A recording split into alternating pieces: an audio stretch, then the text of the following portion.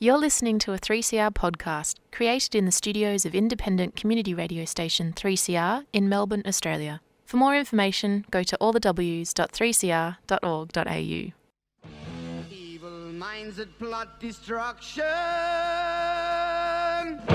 sorcerer of death's construction, in the fields of bodies burning, as the war machine keeps turning, death and hatred to mankind, poisoning their brainwashed mind. Welcome to the Anarchist World This Week, broadcast across Australia on the National Community Radio Satellite. Listen to the Anarchist World This Week, Australia's sacred cow slaughterhouse. Listen to analysis of local, national, international events. Listen to analysis you'll never hear anywhere else.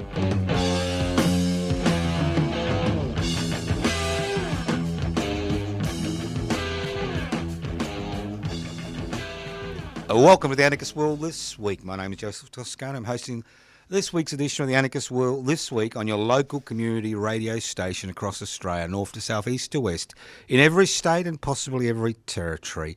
This program is streaming live on 3cr.org.au. The program is podcast. You can access the podcast by going to 3cr.org.au. The program is coming to you from the studios of 3CR in Melbourne. Obviously, if you're listening to this program, you're listening to community radio. Community radio continues to play an important function as far as the dissemination of ideas is concerned. If any of you have the misfortune, MISFORTUNE, of listening to the corporate-owned media and the government-gelded ABC, listening, watching, surfing the net, you name it, you know the drivel and the shit that's out there, and that's why you listen to the Anarchist World This Week for some pedantic, esoteric analysis. Let's move on. If we can't laugh, what can we do? I remember Emma Goldman used to say, if I can't dance in your revolution, I don't want your revolution. As I can't dance, I want to sing. Now, I'm confused. Obviously I'm confused, but I'm confused. I'm not confused by the definition of anarchy or anarchos without rulers. The anarchist struggles, the struggle to create a society without rulers. What gives rulers the ability to determine the lives of billions of people around the world today? Inequalities in power and wealth. So the anarchist struggles the struggle to devolve power, share power, possibly through direct democratic means, and the struggle to hold in wealth in common and use for the common good. But I'm really confused because we live in a topsy-turvy world, don't we? Topsy-turvy. It's a nice little phrase, topsy-turvy. It reminds me of those fair rides, you know, when you're in that little cage and you're spinning around, all of a sudden you're upside down, everything drops out of your pockets and you start feeling sick. And I'm feeling sick. I'll tell you why. Everybody talks about the economy. The economy. You know, politicians, media commentators, CEOs, it goes on and on. The economy. As if the economy is some independent life form with a soul and a heart. The economy. We need to do this for the economy. We need to do that for the economy. We need to starve for the economy. We need to have a high unemployment rate for the economy. We need to have poverty for the economy. We need to do this and that, to have billionaires in the economy. And I'm thinking, what? What's all this crap? What's all this crap about the economy? The economy is basically the interrelationship between people in a defined geographical zone. And that defined geographical zone, as far as we're concerned, obviously is Australia and the rest of the world. It's not about some independent thing that exists outside of human activity. It's us. It's what we allow. Now, I've been poisoned, haven't I? That's what happens when you eat a biscuit before a program. The economy. Some independent little thing runs around saying, I'm the economy, feed me, I'm hungry. What a topsy-turvy world. Here we are, sacrificing ourselves, our futures, our children's futures, our friends' futures, our workmates' futures, to kickstart the economy.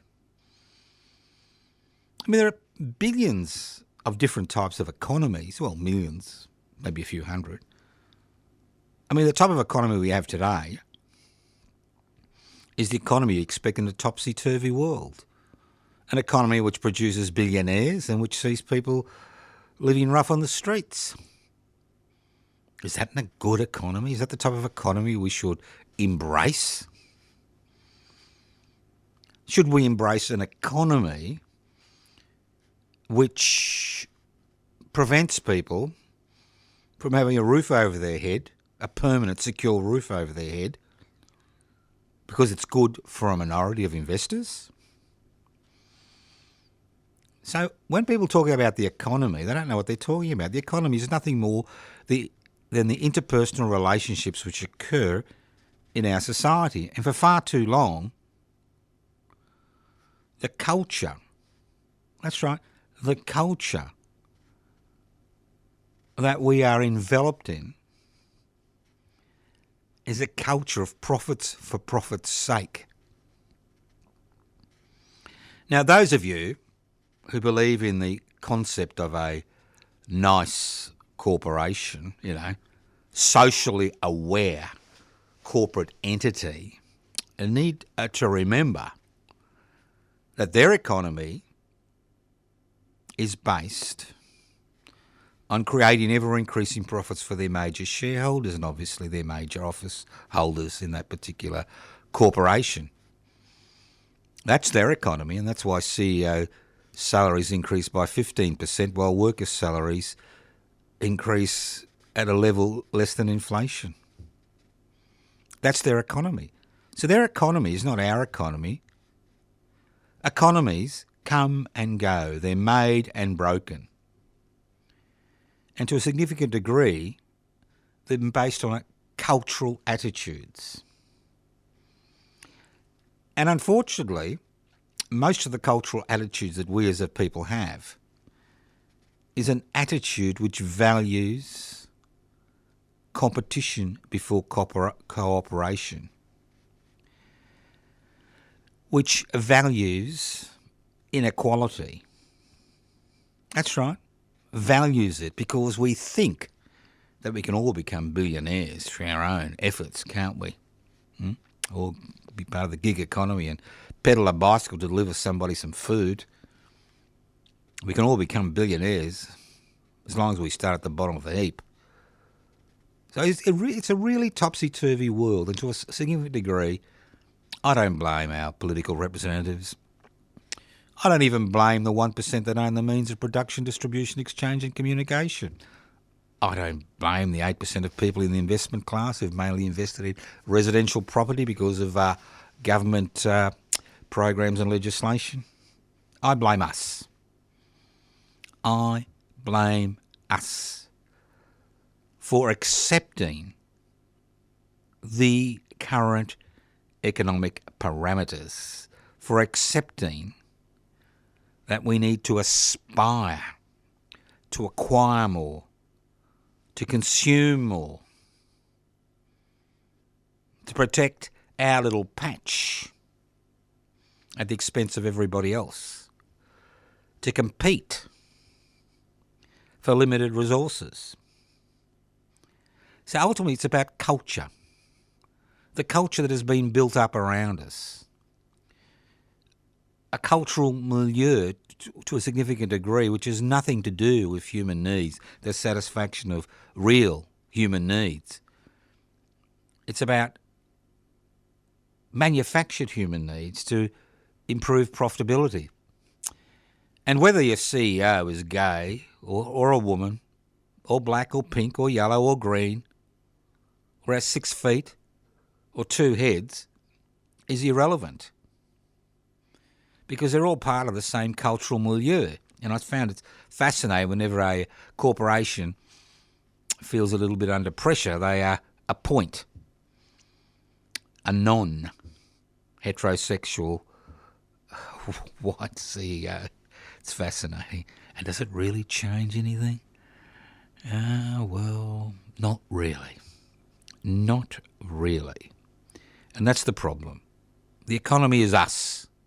And unless we are willing to make those major changes to aspire, that's right, aspire, not to acquire, but aspire to share power and wealth in common, we will continue to be faced with the same topsy-turvy world where the rich get richer, the powerful get more powerful, and the rest of us are nothing more than spectators in a theatre that we don't participate in.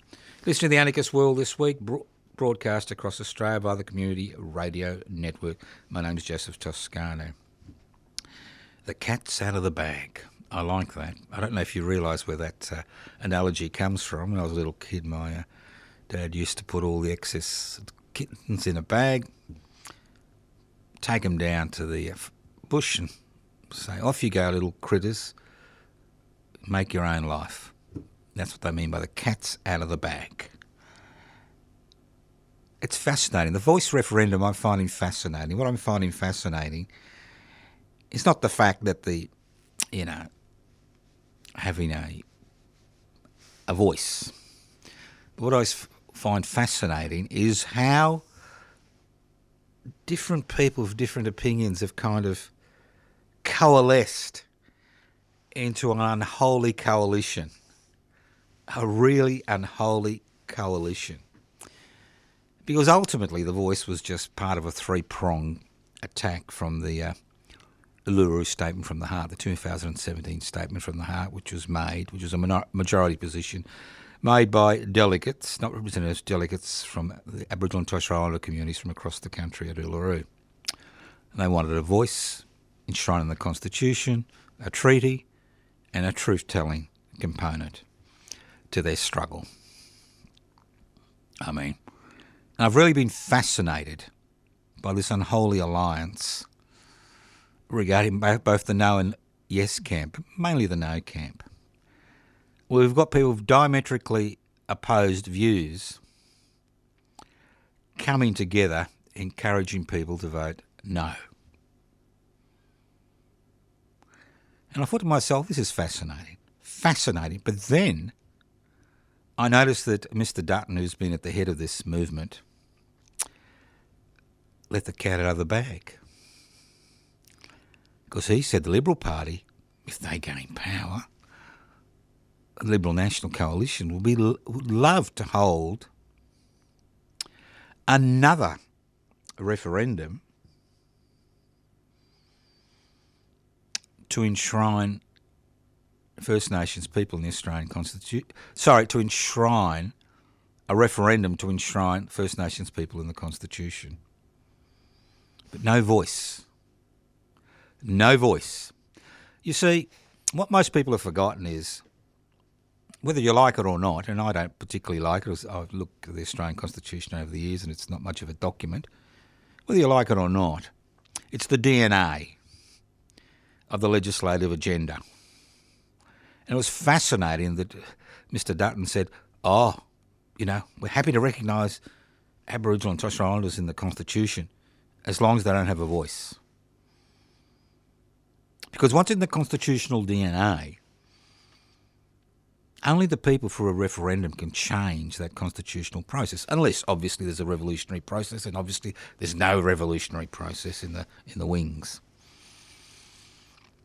So think about it. A treaty is nothing more than an agreement between one party and the government of the day. A referendum is about the people of the country, this country, incorporating decision in the DNA of the country, the very DNA, what makes us as a country as far as the constitutional arrangements are concerned. So think about it. I know you're all thinking about what you're going to do, whether you're going to abscond, abstain, vote yes, vote no. But think about it. You've got to remember all political change is based on culture. And culture is changes in culture are dependent on political momentum. And the political momentum for the Whitlam Labor government to grant land rights to people in the Northern Territory was based on the 1967 Constitution, which removed the power of the states to make legislation regarding Aboriginal and Torres Strait Islanders, and that power by the Australian people was given to the federal government at that particular point in stage. That was that momentum. The same we saw with the Mabo decision. Now, obviously, it's not what everybody wants, especially those who continue to deny the rights and existence of First Nations people in this country. So as I said before, I'll be voting yes, and I'm happy to vote yes. I don't think it's the end of the struggle, it's the beginning. It's about momentum. It's about cultural change. It's about the Australian people deciding that after 230 plus years of colonisation, that not only the original inhabitants need to be recognised, but processes need to be put in place to ensure their voice is heard, the struggle for a treaty continues, and truth-telling becomes part and parcel of everyday life.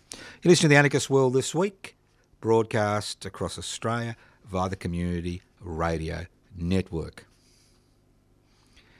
Now, just a little aside, it only happened, well, I only found about it today. I'm sure you knew about it years ago. Now, a lot of people don't seem to understand that Russia and North Korea have had a long association. And if you look at both flags, they're the same colours. And to a significant degree, most of the North Korean leadership in the revolutionary stage after pre-World War II, were Russian-trained and Russian-supported. And it's interesting to note that North Korea is one of the few places on the planet that has famines. And to a significant degree, these famines are, how shall I put it, engineered through sanctions. Sanctions have a huge impact, and it's interesting to see the North Korean despot meeting the Russian despot in an attempt to strike a deal for arms for food. You know, you could resolve the problem tomorrow if you don't want the North Korean despot to deal with the Russian despot by removing most of the sanctions, especially sanctions regarding basic necessities and food around North Korea, and to a lesser degree around Cuba. Think about it. Now, I think I've said that too often, think about it. You don't think about it. Why would we? We've got all these wonderful diversions. I understand the Rolling Stones are going to give us an octogenarian performance here in Australia if we're willing to empty our pockets. And if you listen to the government guild at ABC in the news program in the mornings on the television, you know, or we're social media, there's always some great entertainment guru who's got their hands going for your pocket, you know, to free advertising. Yeah, well. But obviously there are more important issues. Alan Joyce. Poor Alan Joyce. Now, I'm sure Mr. Alan Joyce doesn't have a friend in the world, possibly me, you know. He doesn't have a friend in the world today. He'll be looking forward to going back to Ireland, get away from all these pesky losers in the land of Oz. I don't blame him.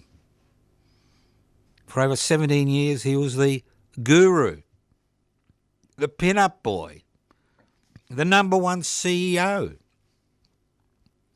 as he de-unionised QANTAS, as his company flirted with quasi-legal arrangements to employ people for over 38, that's right, different companies in order to, how shall I put it, bypass standard industrial relations laws in order to increase profitability for the major shareholders and the board of QANTAS. Because remember, QANTAS may be our national airliner because it's got a kangaroo on its bloody tail and it does nice advertisements for little kiddies singing songs, you know, to pull their heartstrings. But ultimately, it's just another private corporation. And while they were taking out on workers, not a peep. The Port Transport Workers Union was pulling their hair out. Not a peep from the corporate-owned media, the government-gelded ABC. The occasional news item, but not a peep. Nobody cared. We didn't care. When QANTAS was privatised, did we care? No. When it made extraordinary profits, did we care? No. When it was given $2.8 billion during the COVID pandemic, did we care? No. But now, all of a sudden we care. And also, it's all about Alan Joyce. And who's succeeded him? As you'd expect, his deputy. Now, look, I've been around a long time, and I do know how companies work, all right? I do know how companies work. And they're not dictatorships. They've got a board which appoints a CEO, and they've got a head of a board which directs the board, and they've got shareholders who expect a dividend from their investment. And then they've got a CEO, and then they've got a managerial elite, and then they've got everybody else out there, you know, doing the hard work, making the bucks. And then you've got the C word, the customer. Now, if you want to maximise your profits, you've got to do two things. It doesn't matter whether you're the CEO of Alan Joyce, the CEO of QANTAS, you know, Alan Joyce, whether you're the CEO of Bunnings or Westfield or whatever you're the CEO of. You've got two options via which, well, you've actually got three. My apologies. Three options by which to maximise profits. One, lean on the government of the day to pass legislation which improves your economic position. Okay? And we see that constantly. Option two, screw your staff. And we've seen that in the last 30 to 40 years. And yes, I'm going to use those four words again. During the deregulation, privatisation, corporatisation and globalisation phase of our economic recovery, you know, the economy, that soulless beast we keep worshipping, you know. Throw out mammon, bring on the economy. Now, obviously, Mr. Joyce had a tick of approval from the board. He had a tick of approval from the shareholders, especially the major shareholders, as they made extraordinary changes to their workplace situation to improve their profits. And then obviously had a tick of approval from the board when they started playing hardball with their customers, relying on a hard-built reputation which had been built not when it was privatised, but which had been built when it was a publicly owned company. So, Mr. Joyce, go back to Ireland. Enjoy your ill-gotten gains. You're no different from any other CEO. But here in Australia, let's get the corporate-owned media and the government-gelded ABC to actually look at the situation as how it should look at. Let's ask the QANTAS board to resign, and more importantly, let's create a new publicly owned airline, which will then be this country's airline line, as in most other countries, most other sovereign nation states have a publicly owned airline to suit their people. And let's see where people move to as far as who they're going to use.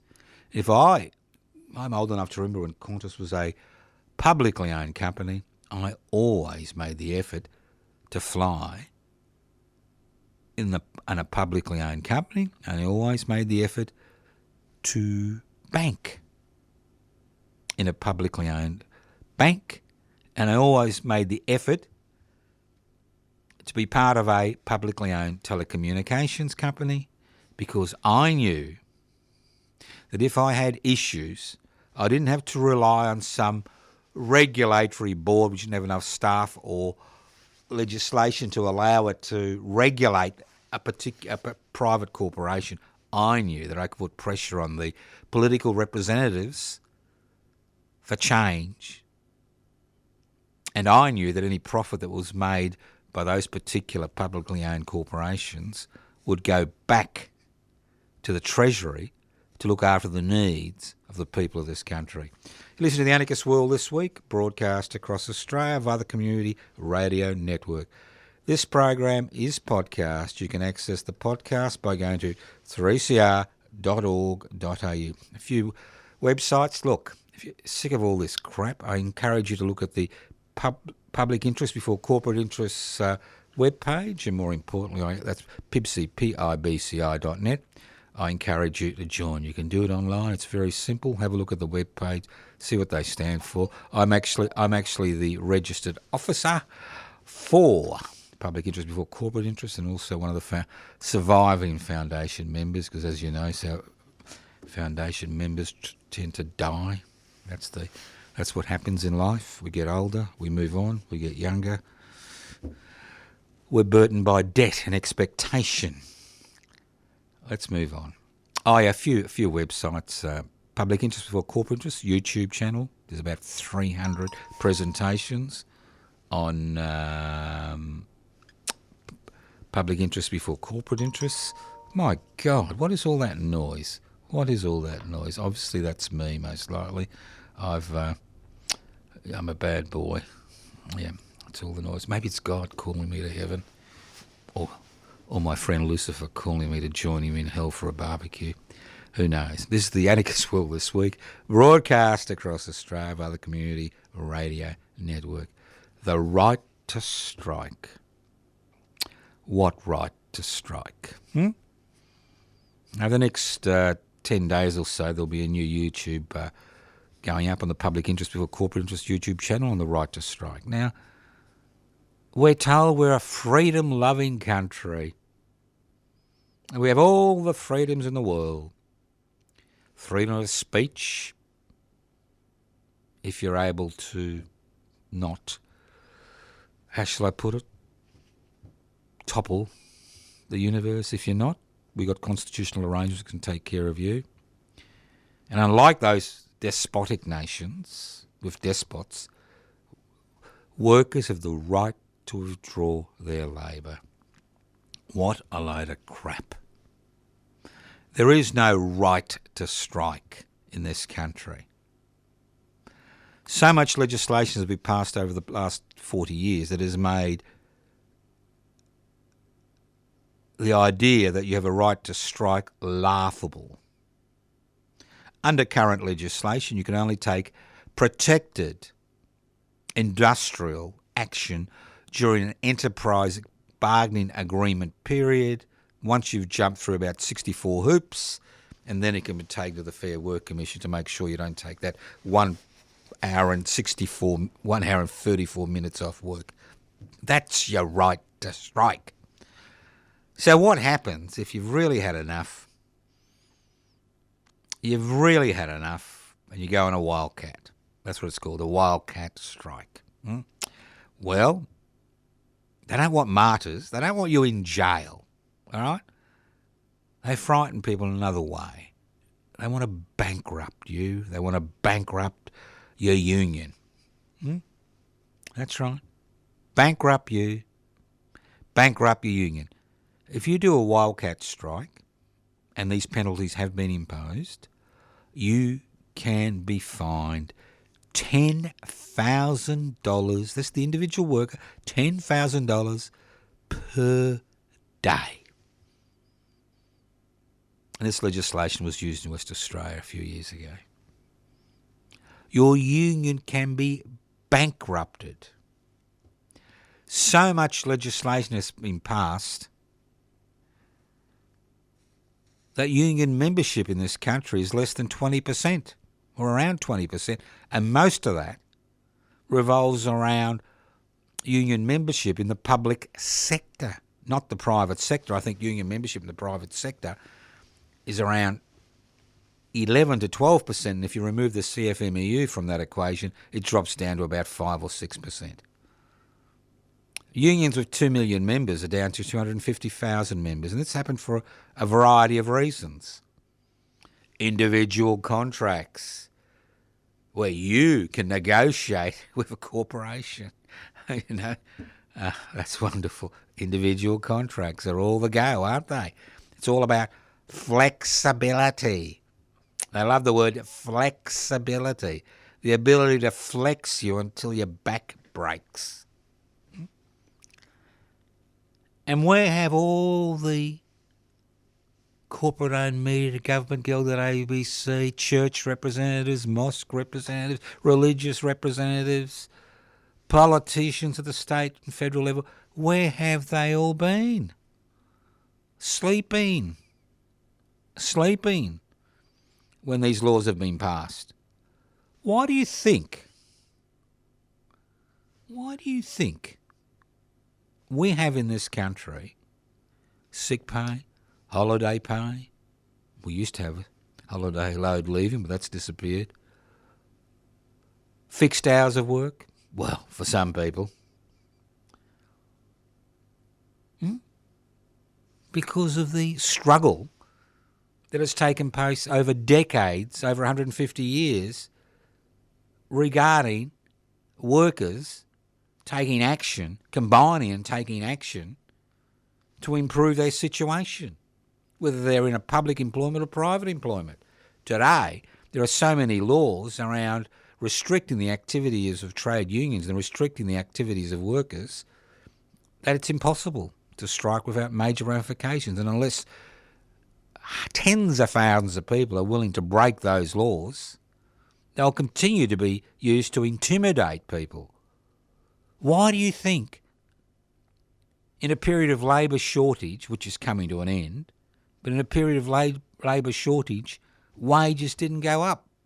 After the bloody plague, the Black Plague, in Europe, where 40 to 50% of adults died, wages skyrocketed because there was a shortage of labour. Here, there's a shortage of labour. Wages don't go up because people don't have the right to remove their labour to improve their situation.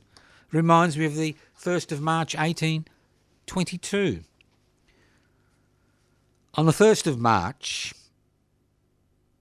1822, James Strater, a ticket of leave man, ex-convict, working on the estate of Hannibal MacArthur, who had amassed a full fortune using free labour and using free land, which had been stolen from this country's First Nations people, had a problem.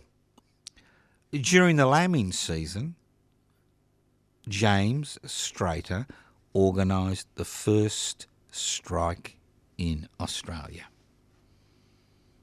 And he was charged, appeared at the Liverpool Magistrates Court in Sydney, and he was charged with this heinous offence of inciting his master's servants to combine. That's the key, to get together, to combine, to oblige him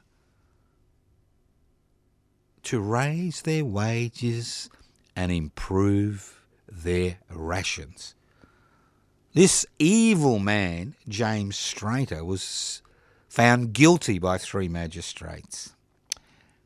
And what was his punishment? Was it a $10,000 a day fine? No, they didn't have Well, they did have holy dollars in those days, but that's a different story. What was his punishment? 500 lashes with a cat of nine tail. Could you imagine that? Your back being stripped bare by 500 lashes. In the one setting, not 50 at a time, 500. And the possibility of infection, the bones protruding through the scapula, protruding through the back as the whip rained down 500 times. And then, if he was lucky enough to survive, he was sentenced to 1 month's solitary confinement on bread and water. Could you imagine that? 500 lashes, thrown into a dark, damp cell, no sunlight, festering sores on his back. If he didn't die of septicemia, he'd be lucky. On bread and water. And if he survived that, 5 years penal servitude. Well, they've got much more sophisticated these days. They bankrupt you. They hound you. They ostracise you. They marginalise you if you try to improve your situation. In an era, we've got more billionaires and millionaires than we ever had, where the difference in income between the rich and the poor has quadrupled. You know, it's just extraordinary. I mean, Gina earns about $10,000 every 22 seconds. A person on a social security benefit would earn maybe $20,000 if they're lucky during the year. It's just extraordinary. You know, you get an electricity bill and you think, what? Then you get this bill, you get that bill, you get this bill, you get that bill. Then you go to the supermarket and you see this and you see that. And you can't withdraw your labour, and we call ourselves a democratic society. Well, think about it. The only way forward is mass resistance. I know it sounds dramatic. It's not about 1 or 2 martyrs. It's about mass resistance. Let them fill the jails with striking unionists, all right? Try to take them to court, see what happens. Because the fact is that if you can't withdraw your labour, it's nothing more than a dictatorship. You're listening to the Anarchist World this week on your local community radio station, courtesy of the Community Radio Network. The axis of evil. No, not the traditional axis of evil, but the real axis of evil is in uproar.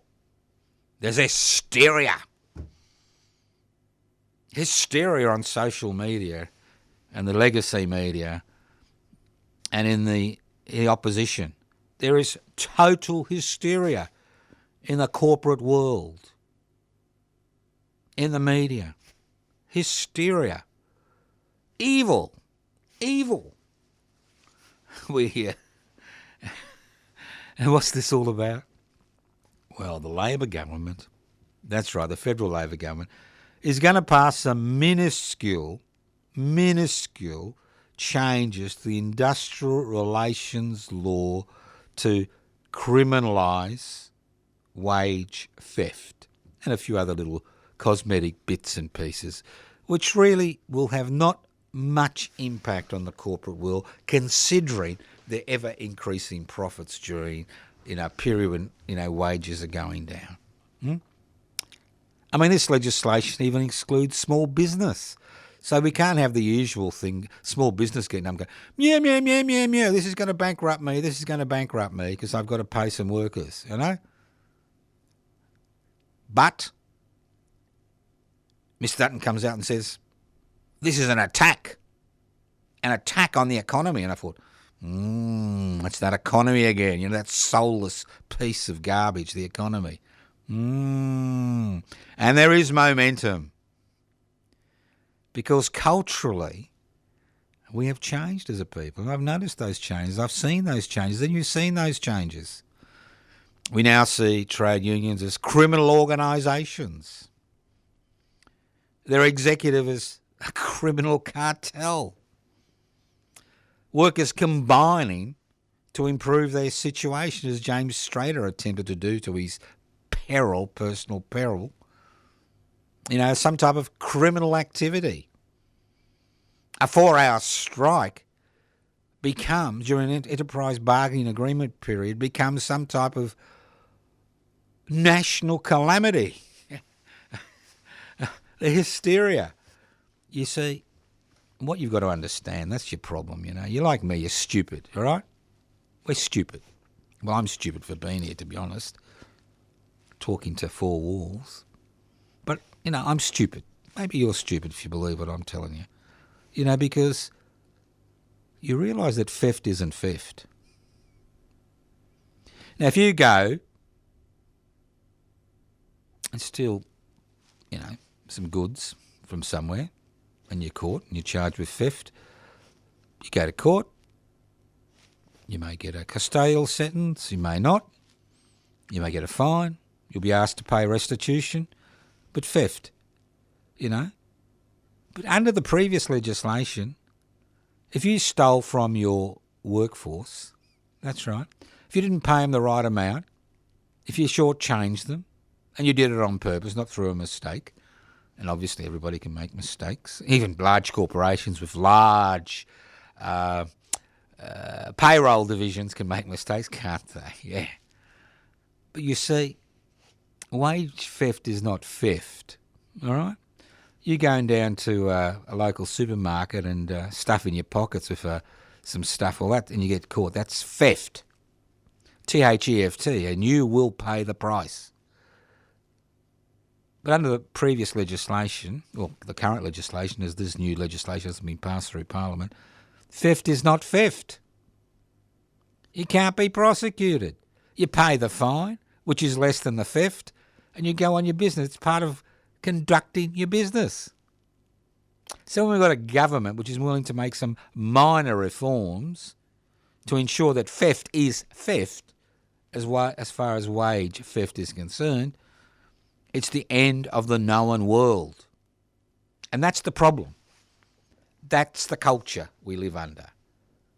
That any attack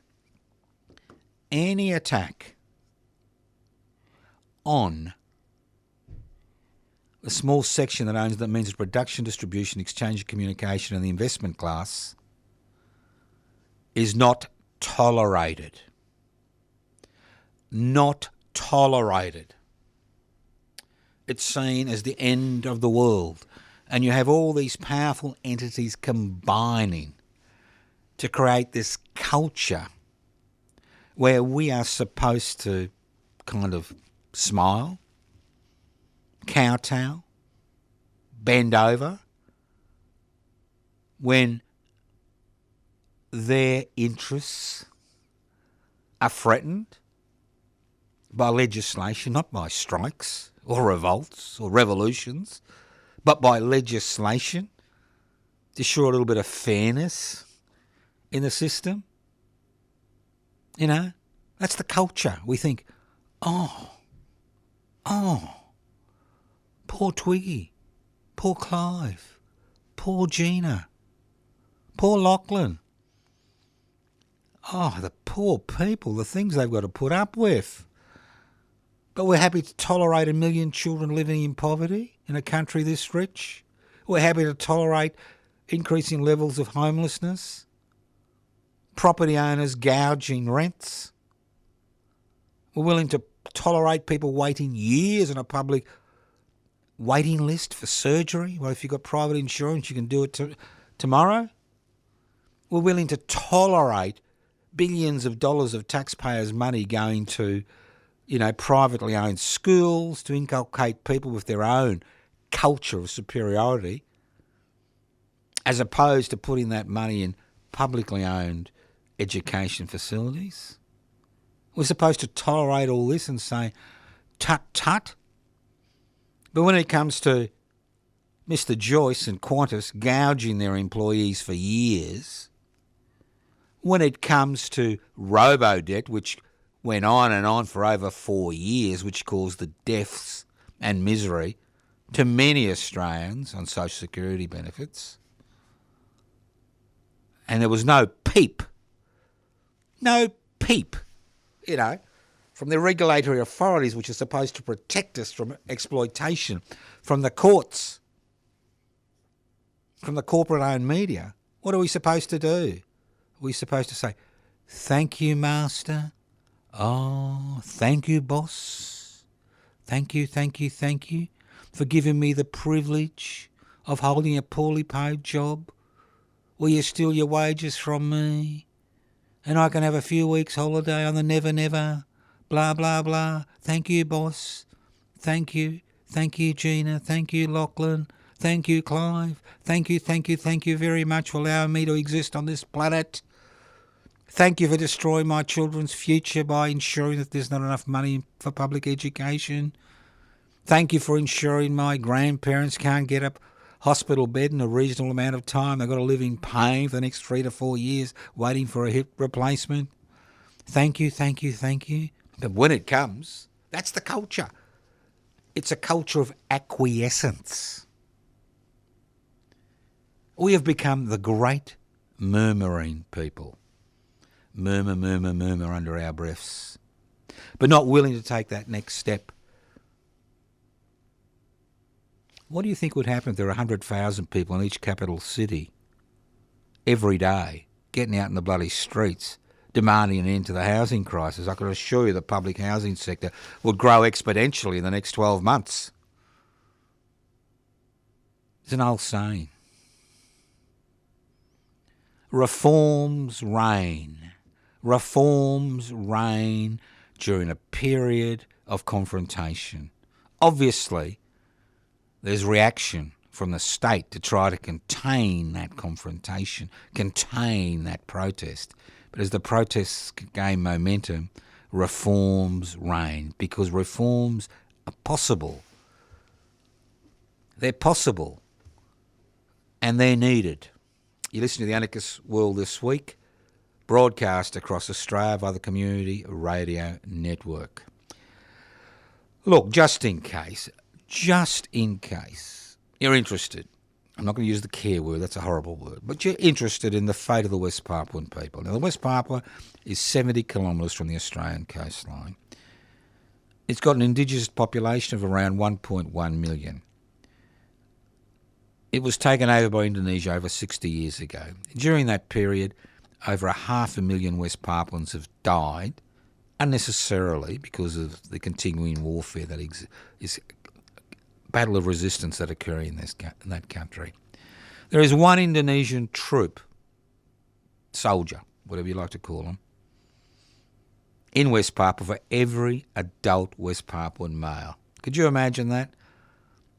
You just imagine you're going out in the street now, as soon as the program finishes, or now if you're sick of it, and have a look around. And if every second person you saw was a khaki-clad soldier with a submachine gun who had no right being there, an occupying force, how would you feel? Now, I've been the convener of the West Papuan Rent Collective for now over 9 years, almost 9 years. The West Papuan Rent Collective was established to pay the rent on a substantial office for the West Papuan independence movement in Melbourne. And we've been paying the rent, that's not me personally, but the West Papuan Rent Collective, for the last 9 years. And we've kept that office open. We don't interfere in how the West Papuans run the office. We don't interfere in their political program. We provide the money so they can utilise the space to promote the West Papuan independence struggle around the world. 3 or 4 times a year we gather at the West Papuan office for a meal, listen to guest speakers, take part in an auction of, handmade goods, all to help the West Papuan office to continue. Because I think there's only 2 West Papuan offices out in the world. It's at 838 Collins Street on Sunday the 17th of September. If you're in Melbourne, you're welcome. 1 p.m. to 2 p.m. lunch. Rent Collective members 3. Other people are, we would like you to pay $10 or $15 for lunch. And then the guest speakers, the auction, and the list goes on and on. So if you're interested, come along. If you're not a member of the West Papuan Rent Collective and you've got a bit of disposable income, $1, you've got an extra $1 every day, you can spare, I encourage you to join the West Papuan Rent Collective. You can do that by ringing me on 0439 395 489, 0439 395 489. And guess what? Your data is not going to be stolen because we don't keep any data on the Rent Collective members. It's a private vice. Could be gambling, could be sex, could be drugs. They're all wasteful. The only private vice you should have is being a member of the West Papuan Rent Collective, because that causes a lot of headache for this government and the Indonesian government. There's a great deal of support for the West Papuan independence movement, which continues to have a military capability in the highlands of West Papua, which continues to physically resist West Papuan colonisation. You're listening to The Anarchist World This Week, broadcast across Australia via the Community Radio Network. Now, as I said before, you want to leave messages, 0439 395 489. You can leave a message, you can do an SMS. You can go to the Facebook page, Joseph Toscano, anarchistmedia.org, his webpage, Public Interest Before Corporate, pibc.net, another webpage, YouTube channels, what's another? Joseph, YouTube channels, Public Interest Before Corporate Interest. Oh, another interesting YouTube channel I'm running these days is one of the historical presentations, josephtoscano.nam, N-A-A-R-M, josephtoscano.nam. So there's a lot of stuff there. And if you don't like any of that stuff, there's many other people involved in that struggle to change culture. You need to change culture, to change attitudes, to gain momentum, to create change. Last but not least, let's talk about green energy.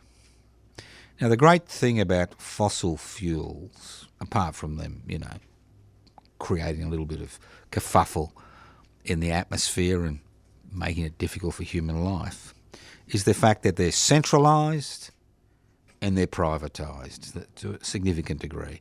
It's a centralised energy system, it's a privatised energy system. And I've noticed we've been talking about this for bloody years. I mean, I remember I was involved in a demonstration in 1977 for decentralised energy systems. I've noticed that the renewable energy brigade is running down the same pathway. Huge centralised energy systems which are controlled by corporations which are privately owned. And we're seeing all the hedge funds, the superannuation companies, the private investors run into the renewable energy sector, taking it over, creating a new centralised, privatised energy production. So all the mistakes of the past are being repeated today. Now, as I said before, this is The Anarchist World This Week. If you liked the program, good. If you didn't, don't waste your time listening next week. Find something that suits you. I'm sure there's something out there that'll suit you, even if it's on the dark web. But if you are interested, there are a lot of things happening. You can go on the social media, you can give us a ring, you can, I don't know, you can do all these things. It's up to you what you do. But ultimately, stop being part of the murmuring class. There's no point murmuring under your breath because nobody cares. Stop being part of the somebody should do something about that class. Because if you don't do something, nobody else is going to do it. And what I've noticed about activities over the last 50 years or so is that it always takes one or two people to get the ball rolling. And if there is no ball rolling in your part of the world, maybe you're the one who should get the ball rolling. All right? And tear up your membership card, as I said before, to the somebody should do something about that club, or tear up your membership card by saying, I'm no longer going to do nothing. People are going to listen to me. I'm going to raise my voice. I'm sick of those signs saying don't raise your voice in all these institutions. If you don't listen to me, I don't listen to you. Thank you once again for listening to The Anarchist World this week on your local community radio station. Listen in next week to The Anarchist World this week. You'll be listening to Joseph Toscano on The Anarchist World this week. Get out there, get going. Evil minds that plot destruction, sorcerer of death's construction. An analysis you'll never hear anywhere else. Anarchist World this week. Australia's sacred cow slaughterhouse. 10 a.m. every Wednesday. Listen to The Anarchist World this week for an up-to-date analysis of local, national and international events. Poisoning their brainwashed minds. Oh, Lord, yeah.